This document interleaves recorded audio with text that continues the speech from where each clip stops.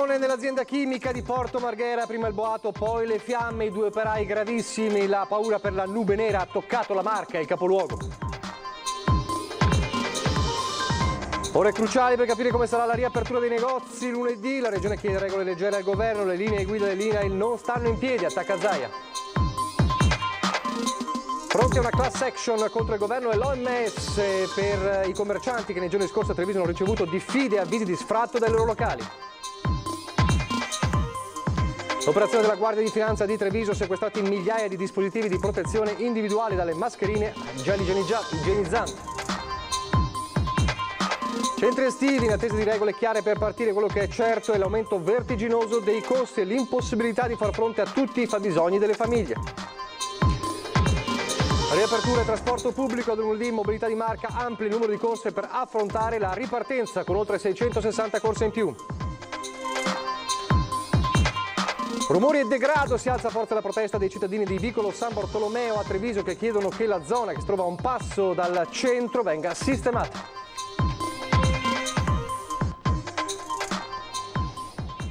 Telespettatori di Antenna 3, buonasera e bentrovati. L'edizione trevisiana dunque dei nostri telegiornali, e anche la Marca ha vissuto momenti di panico e paura per quella enorme colonna nera, la nube nera che si è sprigionata dopo il gravissimo incendio che ha colpito Porto Marghera questa mattina. Fra poco avremo in collegamento Skype 2 ospiti che proprio ci racconteranno un po' com'è la situazione adesso a qualche ora di distanza e come hanno vissuto questi momenti di paura, il riflesso, insomma l'eco è arrivata forte anche qui da noi, soprattutto nei territori limitrofi con la zona di Mestre e di Marghera. Ma allora riviviamo nel servizio di Christian Arboit proprio quelle ore di paura e il bilancio anche di 2 operai gravissimi.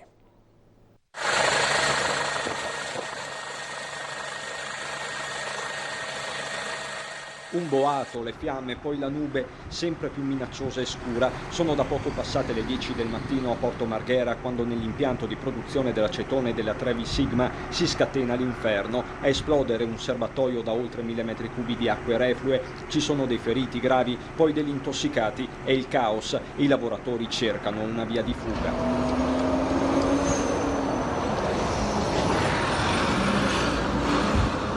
Sul posto i sanitari con l'elisoccorso, 2 lavoratori in particolare sono gravissimi, uno viene portato a Padova, l'altro a Verona. Si tratta di 2 giovani uomini appartenenti a delle ditte esterne, un rumeno di 30 anni e un indiano di 33. Qualcuno si reca al pronto soccorso in maniera autonoma per un principio di intossicazione.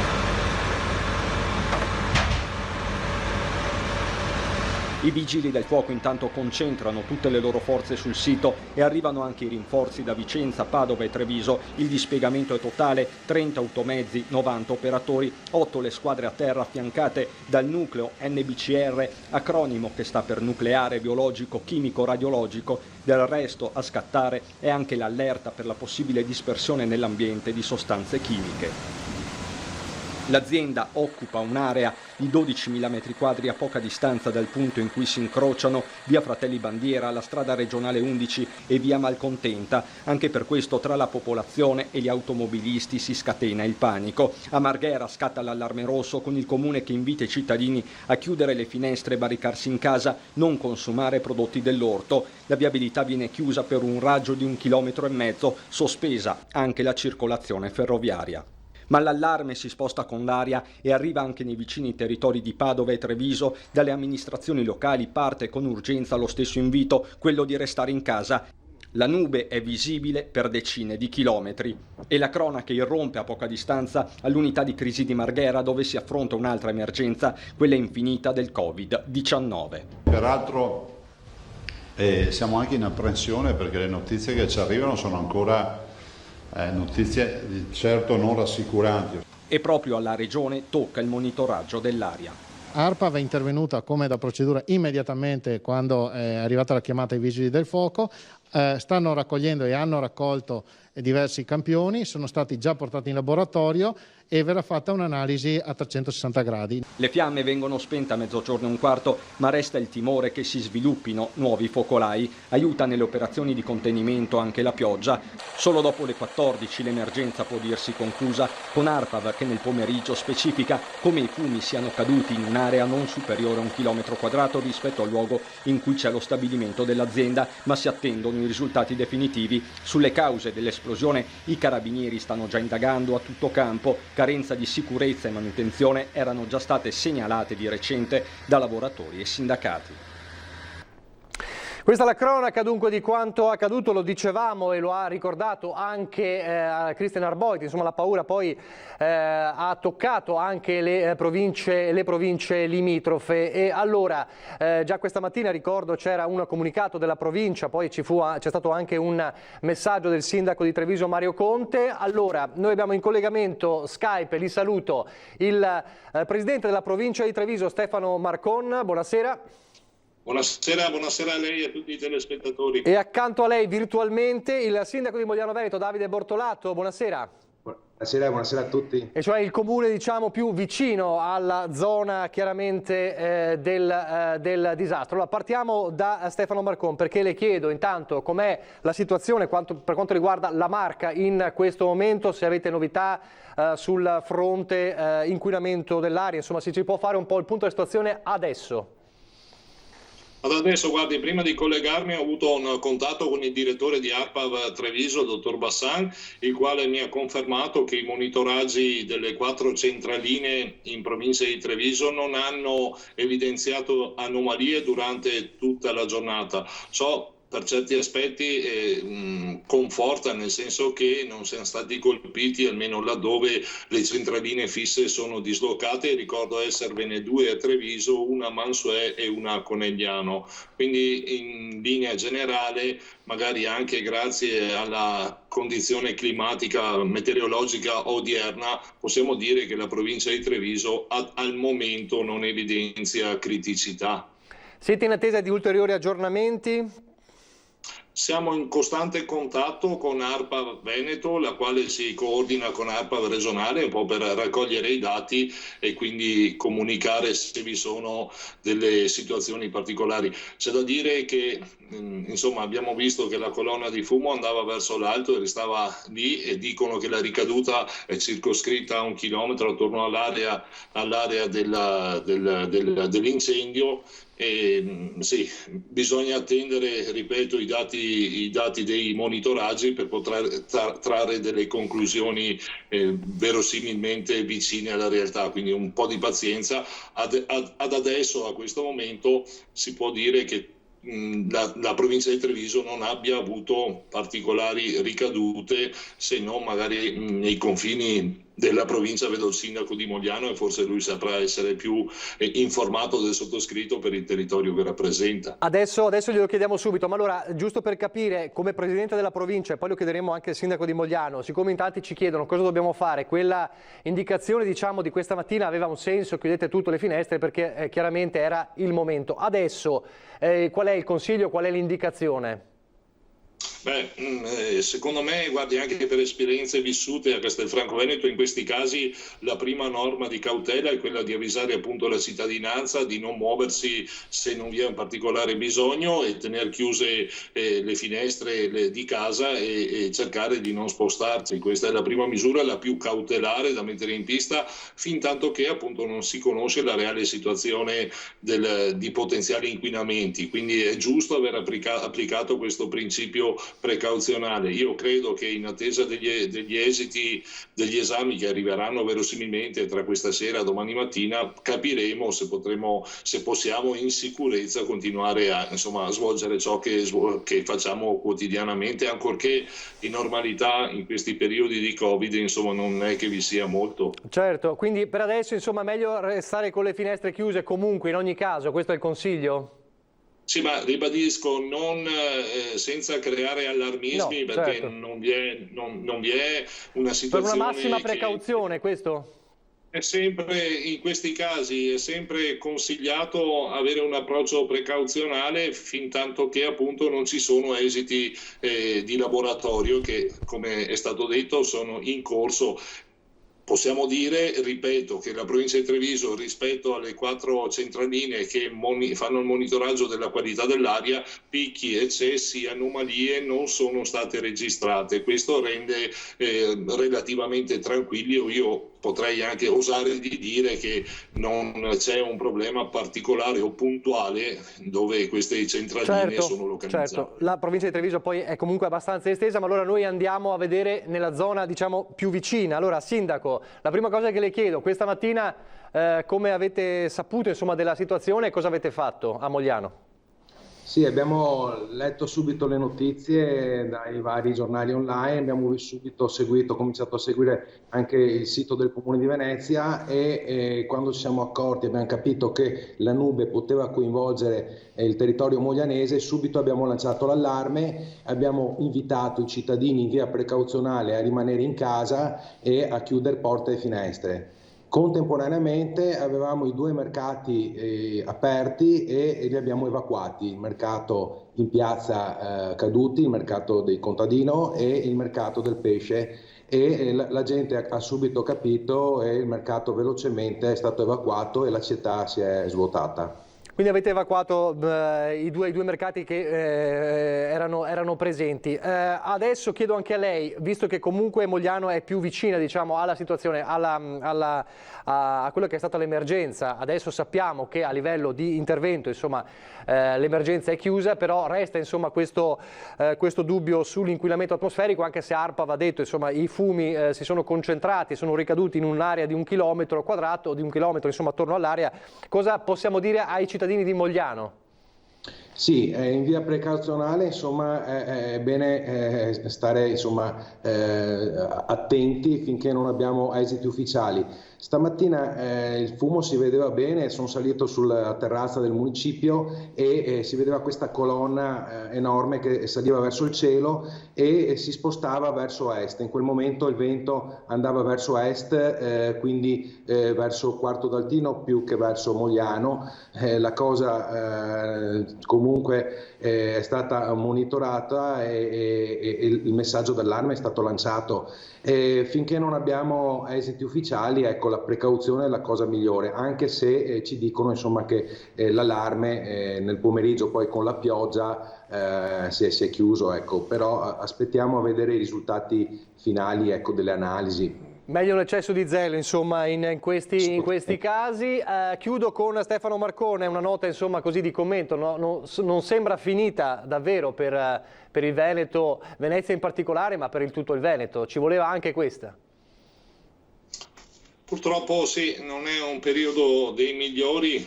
C'è da dire che quando, non so, bisognerà attendere un po' gli esiti degli enti accertatori per capire la causa di questo incendio che, manipolando acetone, insomma, io sono convinto che abbiano delle procedure particolari e come sono previste per chi lavora prodotti particolarmente pericolosi. Bisogna capire se è stato un errore umano piuttosto che qualche altro evento scatenante, e anche questo si somma a questa situazione che, come dicevo prima, pesantina per certi aspetti sulle libertà delle persone.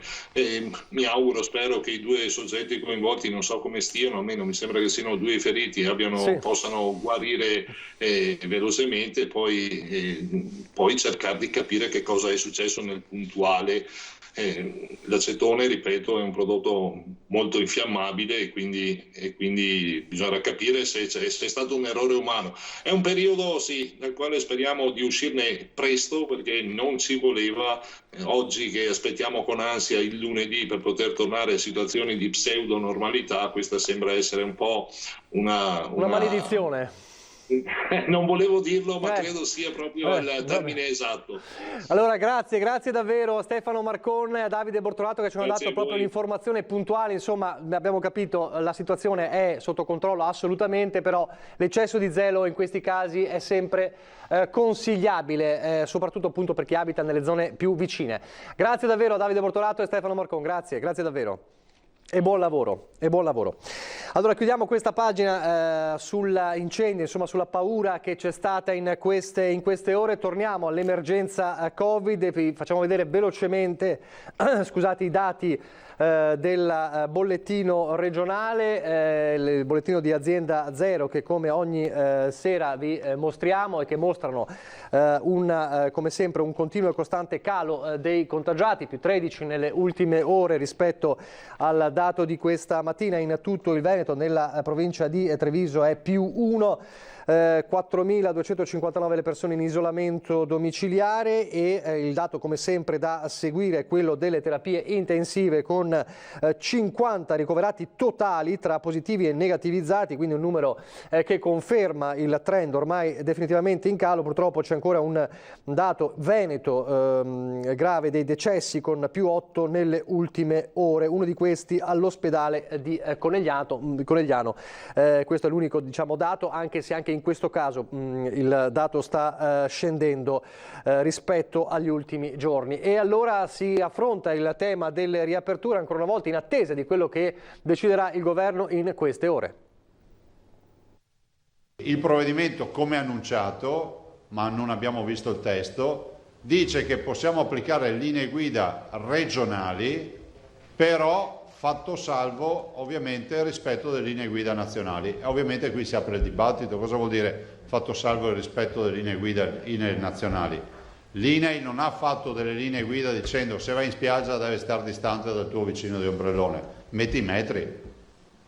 E così accade per il ristorante, perché questa è la prima questione cocente. La questione è cocente e non solo perché si parla di spiagge e ombrelloni. Di fatto tutti, regione e imprese, stanno guardando a Roma per capire come sarà il decreto con le linee guida, quanto saranno dettagliate, i parametri dell'INAIL saranno derogabili, quale sarà il margine effettivo delle regioni. Di certo si dovranno evitare quei paradossi che già si stagliano all'orizzonte. 5 metri in spiaggia è la distanza minima, no? Secondo quello che dice qualcuno, e poi in fabbrica tu puoi andare a stare 1 metro senza mascherina, 1 metro, 1 millimetro per stare.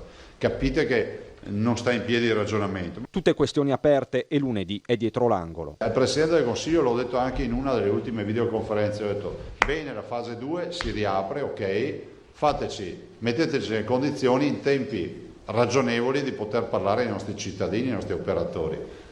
Siamo arrivati a venerdì. Insomma, il tempo scorre, ma la Regione al momento ha deciso di non diffondere le proprie linee guida. Inutile fare un passo avanti per poi farne 10 indietro se il decreto disporrà diversamente. Le nostre linee guida che sono qua, guardate, e fra l'altro vi dico, sono tutte cartografate con punto per punto, vi dico, tanto per darvi un'idea.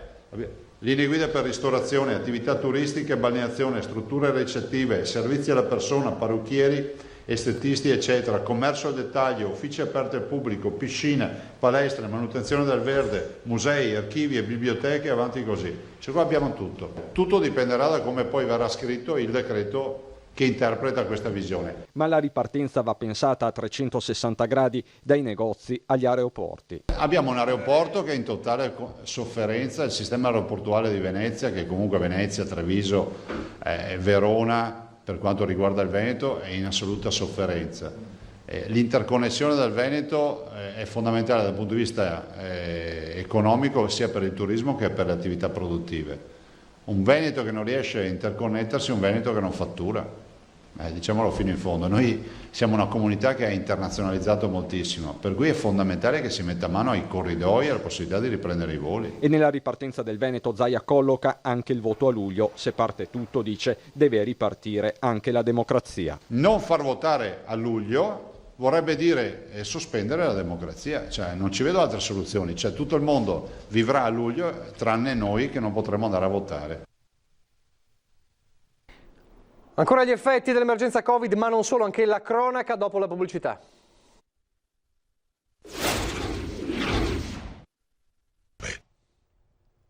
Di nuovo in diretta il telegiornale di Treviso, gli effetti dell'emergenza Covid sulle imprese, mentre Treviso Imprese Unite, lo ricorderete, l'associazione di esercenti ma anche di imprenditori che fecero quel flash mob accendendo le vetrine in centro a Treviso, ecco, mentre Treviso Imprese Unite organizza per domani un grande sit-in in Piazza dei Signori per le 18 con ancora una volta la manifestazione della protesta per le regole che non ci sono, ma anche i fondi, insomma gli aiuti che non ci sono.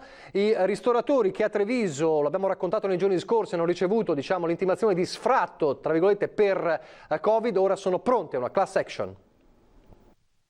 Da settembre si constaterà il tipo di ripresa, il tipo di perdite, quante perdite ci saranno state e quali saranno le perdite future, perché la gente ovviamente sarà fortemente in crisi sia economica che psicologica e non so quanto affronterà i locali e quanti soldi avrà nelle tasche.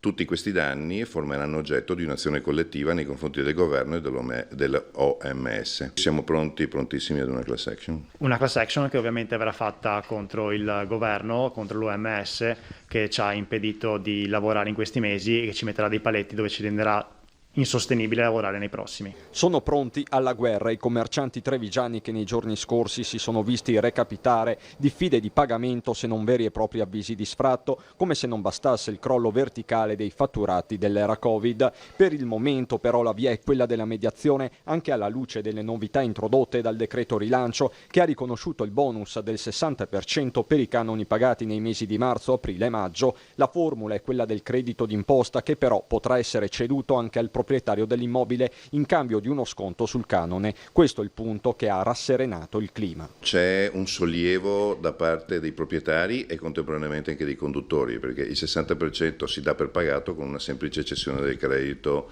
d'imposta. Per il 40% chiederemo assolutamente in maniera compatta che per i 3 mesi di chiusura se ne faccia carico esclusivamente il governo.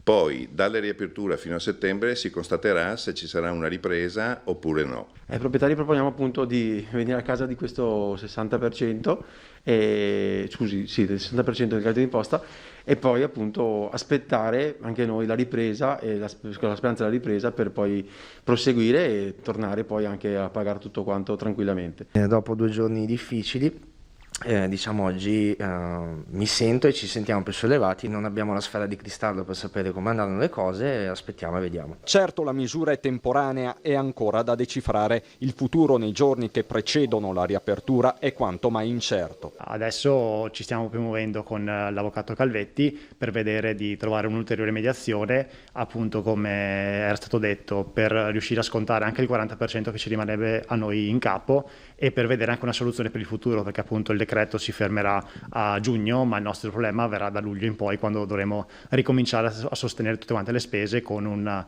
percentuale di lavoro ridotta fino al 30%. E poi c'è l'interrogativo sui centri estivi. Non è proprio automatico che da un giorno all'altro si possa partire. Noi pronti siamo pronti, appena ci dicono quali sono le regole giuste e ufficiali, le studiamo e nel giro di qualche giorno partiamo. Però ci serve sapere quali sono le regole ufficiali. Per essere pronti sono pronti, ma il percorso tra un protocollo e l'altro non è affatto in discesa. I punti da chiarire per i centri estivi sono tanti, dai profili di responsabilità in caso di contagio alla fattibilità del distanziamento, soprattutto tra i più piccoli. Dire che i bambini devono stare tutto il tempo a 2 metri di distanza l'uno dall'altro e anche gli operatori a 2 metri di distanza da loro mi sembra un po' eccessivo, è impossibile. Insomma, si invoca il buonsenso nella speranza che le nuove regole vengano diffuse quanto prima. Io spero che non ci siano troppi che vogliano dire le regole ufficiali. Spero che sia delegato alla Regione la scelta di queste regole e che siano delle regole che abbiano anche un po' di buonsenso all'interno. Sicurezza che però non va a braccetto con la sostenibilità economica del servizio né con i fabbisogni delle stesse famiglie. Solo la cooperativa Comunica nella Marca gestisce 30 centri, solitamente i bambini coinvolti sono 4.000. Con le nuove regole andremo a ridurli a 1 migliaio se non ci sono delle modifiche. Con le regole che abbiamo visto nei protocolli fino adesso andremo a ridurli a 1 migliaio, forse anche meno di 1 migliaio. Da qui l'insoddisfazione per la misura contenuta nel decreto rilancio che stanzia 150 milioni per i comuni finalizzati all'abbattimento delle rette. Ma 150 milioni diviso gli 8.000 comuni italiani fa meno di 20.000 euro a comune, è veramente una miseria rispetto a quelli che sono i costi. Inevitabile quindi guardare i bilanci, anche i centri estivi sono in prese. Un po' di paura l'abbiamo anche noi, anzi parecchia. Intanto sul fronte riaperture, mobilità di marca, MOM, trasporto pubblico, da lunedì 18 maggio mette in campo oltre 660 corse in più per affrontare la ripartenza. Si tratta di un ampliamento significativo, spiega il presidente Colladon, parliamo di 662 corse in più in una giornata feriale, 76 corse incrementate nei servizi extraurbani che avevano subito minor riduzione delle frequenze e quasi 600 corse aggiuntive per l'ambito urbano di Treviso, con linee che, sospese da oltre un mese, tornano a essere riattivate. Torna l'orario feriale dal lunedì al sabato, dal 7 giugno è prevista l'introduzione dell'esercizio estivo 2020, ovviamente tutti gli orari e le corse aggiuntive nel sito di MOM. La cronaca poi legata al Covid e un sequestro della Guardia di Finanza in particolare. Molte le chiamate dei cittadini che segnalavano agli uomini della finanza aumenti ingiustificati dei prezzi dei dispositivi di protezione individuale. L'emergenza Covid ha portato alcune aziende del settore a mettere in atto condotte fraudolente e pratiche commerciali scorrette. Così è scattato il blitz della GDF di Treviso. Sul fronte del controllo dei prezzi nella marca sono stati sottoposti a sequestro 80 litri di gel igienizzante venduto con un ricarico del 930% rispetto al prezzo di acquisto, ipotizzando a carico di un commerciante reato di manovre speculative su merci. Numerosi sono stati inoltre gli interventi eseguiti da reparti del comando provinciale per contrastare la frode nel commercio di dispositivi di protezione individuale. Sono state sequestrate 60.250 mascherine chirurgiche prive della prescritta certificazione, 1.800 camici non conformi e 3.826 litri di gel venduto come presidio medico-chirurgico senza i requisiti di legge. È stata inoltre tracciata l'illecita commercializzazione di altri 221.593 dispositivi di protezione individuali. Complessivamente sono 6 le imprese coinvolte e 4 i soggetti denunciati all'autorità giudiziaria per il reato di frode nell'esercizio del commercio. Ora i denunciati rischiano la reclusione fino a 2 anni. Le indagini della finanza hanno consentito anche nel corso di un controllo nei confronti di un'impresa tessile di accertare gravi violazioni in materia di lavoro nero e di sfruttamento della manodopera e di segnalare l'imprenditore alla locale procura della Repubblica per il delitto di caporalato. Questa crisi pandemica rappresenta purtroppo, hanno spiegato le Fiamme Gialle, un terreno fertile per azioni illecite di truffatori e speculatori, offrendo occasioni di arricchimento indebito. I controlli a tappeto della Guardia di Finanza continueranno per scoraggiare ulteriori violazioni. E continuano anche le attività ovviamente non legate alla Covid da parte delle forze dell'ordine. A Mogliano i carabinieri scovano della droga nascosta in un garage. Aveva nascosto a casa e precisamente nella sua camera da letto ed in garage la droga che vendeva nelle piazze di Mogliano. Da tempo i carabinieri lo tenevano sotto controllo. Ieri è scattato il blitz, arrestato per detenzione ai fini di spaccio un giovane 26enne albanese. Il ragazzo spacciava cocaina nelle zone calde dello spaccio moglianese tra via Ronzinella e via dello Scautismo. Più volte erano stati segnalati strani movimenti e un continuo via vai di persone. L'operazione è il risultato di una costante attività di controllo del territorio operato dai militari della compagnia di Treviso, anche in questo periodo particolare caratterizzato dalle note restrizioni degli spostamenti in virtù dei provvedimenti governativi anticontagio da Covid-19. Nell'abitazione del 26enne sono stati trovati 50 grammi di cocaina e la somma contante di 2.000 euro, molto probabilmente provento dello spaccio. Contestualmente, un acquirente italiano 46enne trovato in possesso di circa 10 grammi di cocaina è stato denunciato a piede libero. Si pensi che dall'inizio dell'emergenza sanitaria in atto sono stati arrestati per reato di spaccio di sostanze stupefacenti altri 2 individui, denunciati in 3 e sequestrati complessivamente 270 grammi di sostanza stupefacente di varia natura. Insomma, gli spacciatori non si sono fermati durante l'emergenza Covid, non si erano fermati prima ancora i ladri, ma i carabinieri di Castelfranco hanno recuperato ore furtiva per 60.000 euro. casse, amplificatori, microfoni, materiale elettrico, impalcature per fiere. Aveva fruttato un bottino da 60.000 euro, il furto messo a segno nel luglio 2018 in un'azienda di Carmignano di Brenta. Grazie a un'indagine articolata, i carabinieri di Castelfranco sono riusciti a rintracciare 2 uomini, 2 quarantenni di Susegana e Santa Lucia di Piave, e a recuperare il materiale rubato. Per i 2 è scattata la denuncia per ricettazione. Tutto il materiale invece è in attesa di essere restituito al legittimo proprietario, che mai avrebbe pensato di rientrarne in possesso.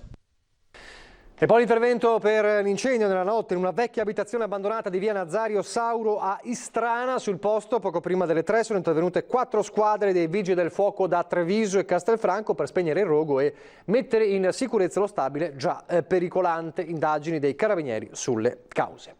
Lasciamo la cronaca, torniamo a Treviso, a pochi passi dal centro, la protesta di un gruppo di residenti di un condominio.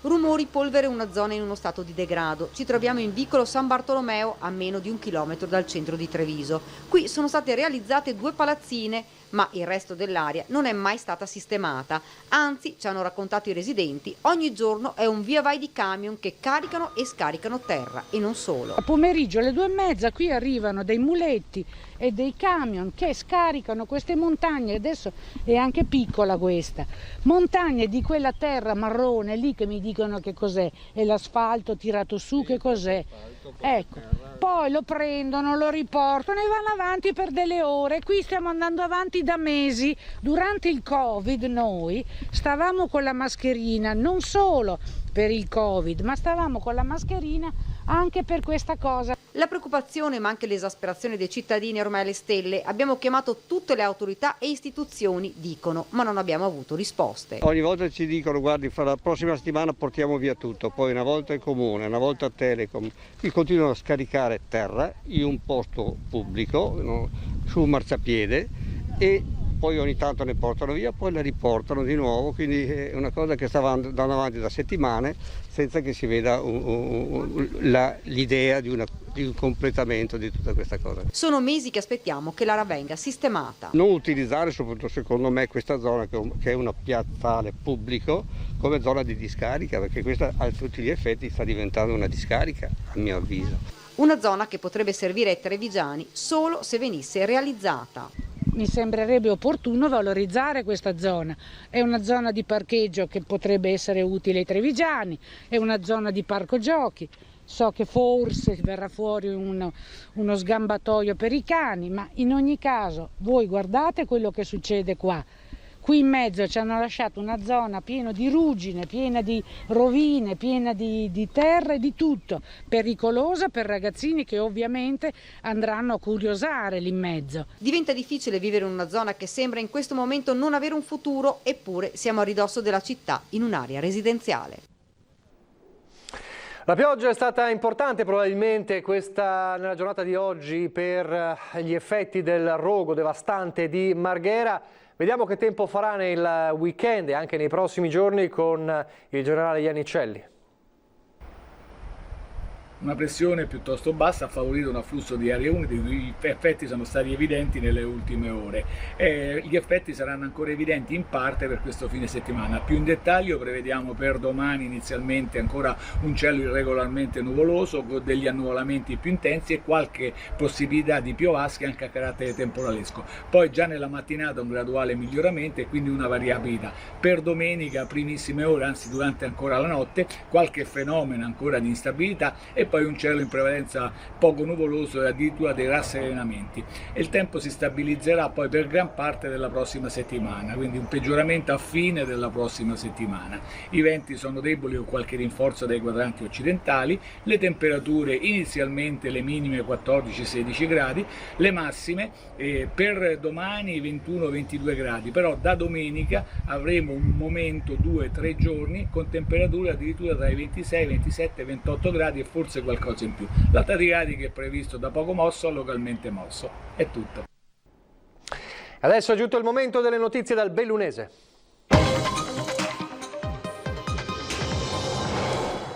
E torniamo a parlare dell'emergenza Covid, o meglio delle riaperture. Sono pronti i commercianti bellunesi. L'occasione della riapertura dei negozi prevista da lunedì ha rinsaldato il legame tra i negozianti, che stanno realizzando anche un video emozionale per dire ai propri clienti: noi comunque ci siamo. L'emozione è tanta, da qualche giorno pure i social pullulano di messaggi di gioia. Il mondo del commercio bellunese è pronto a riaprire le botteghe, un lavorio frenetico per accogliere i clienti nel migliore dei modi e in sicurezza dopo oltre 2 mesi di chiusura forzata. Oggi faremo un video emozionale con delle immagini veloci su tutti i partecipanti che hanno aderito del consorzio Belluno Centro Storico per dire che ci siamo. Sono stati mesi durissimi, difficilissimi per il commercio, che si è fatto sentire pure attraverso la spontaneità di un flash mob silenzioso nel salotto buono della città. Oggi, a pochi giorni dal via, si fanno i conti con le disposizioni imposte per garantire lo svolgimento dell'attività senza rischio alcuno per i lavoratori e per i clienti. Bar e ristoranti sono sicuramente penalizzati perché dovremo avere delle distanze sui tavolini di almeno 2 metri, al banco bisogna vedere, ci possono essere assembramenti, quindi insomma non si potrà più andare a bere il caffè con gli amici. Le procedure di sanificazione sono rigidissime all'interno dei locali. Il futuro al momento non può dirsi roseo, un terno all'8, dice la presidente del consorzio Belluno Centro. Che soldi, tanto prometti ancora non arrivano, per cui senza incassare da 2 mesi e mezzo non è facile. Adesso vediamo questo decretone cosa porterà. E adesso parliamo delle Olimpiadi 2026, dopo il sì della Camera dello scorso 15 aprile e l'ok del Senato, che ha convertito in legge la normativa olimpica per i Giochi invernali 2026. Cortina Milano, la sfida è ai blocchi di partenza, anche ovviamente per l'Associazione Nazionale degli Esercenti Impianti a Fune. L'Italia riparte insieme allo sport. Il 6 maggio scorso il via libera definitivo alla legge per i Giochi Olimpici invernali di Milano Cortina ha rappresentato un segnale positivo per il paese e la montagna.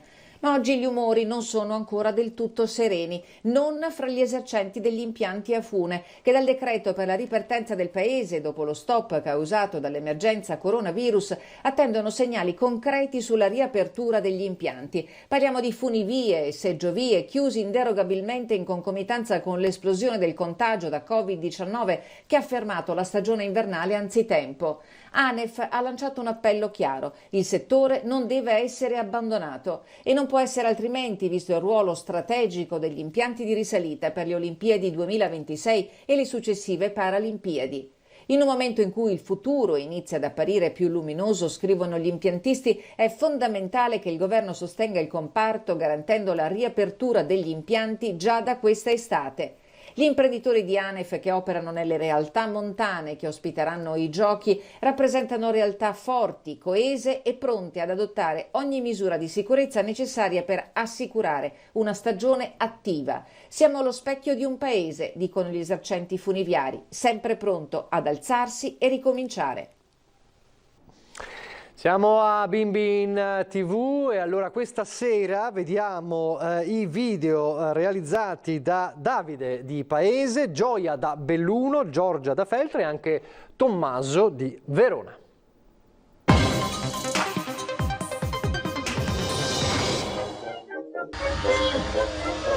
Ciao, io sono Davide. In questo periodo che non si può uscire, scavo buche con il mio nonno facendo finta di essere al mare. Ciao Tucchi.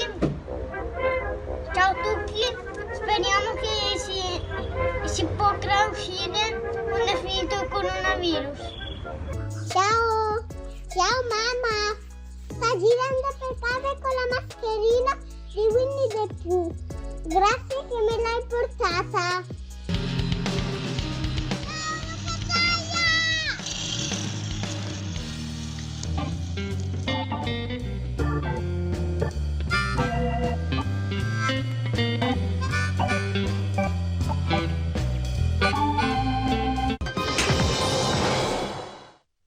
Complimenti, continuate a mandarci i vostri video, come sempre il numero WhatsApp è 351 175 5340, anche domani sera vedremo una selezione dei vostri video, insomma come state vivendo questo periodo che seppur con allentamenti per i bimbi resta ancora un periodo molto difficile.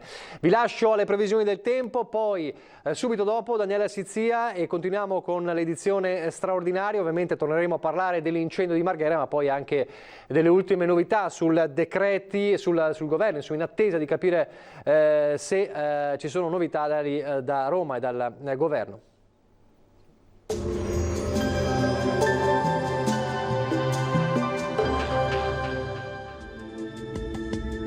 Bentrovati al meteo. Alta pressione in rinforzo, ma sempre piuttosto altalenante. Sabato 16 maggio sarà un'altra giornata con tempo variabile. Vediamo insieme in quali settori. Sul Veneto al mattino avremo ampi spazi soleggiati, con qualche piovasco solamente sul Bellunese e sul Veronese. Dal pomeriggio il cielo sarà via via più coperto e in serata non si escludono anche dei rovesci o temporali anche sulle restanti province della nostra regione. Temperature stazionarie minime fino a 16 gradi, valori massimi tra i 20 e i 24 gradi. Poche novità sul Friuli Venezia Giulia, nuvolamenti alternati a schiarite soleggiate, anche qui col passare delle ore avremo precipitazioni via via più frequenti. Temperature minime tra 15 e 16 gradi, massime tra i 22 e i 24 gradi. Infine uno sguardo alla situazione del Trentino Alto Adige, scenario diverso qui con una spiccata instabilità e piogge diffuse. Temperature minime sui 13-14 gradi, massime sui 24-25 gradi. Dal meteo di Antena 3 per ora è tutto, grazie per l'attenzione e arrivederci.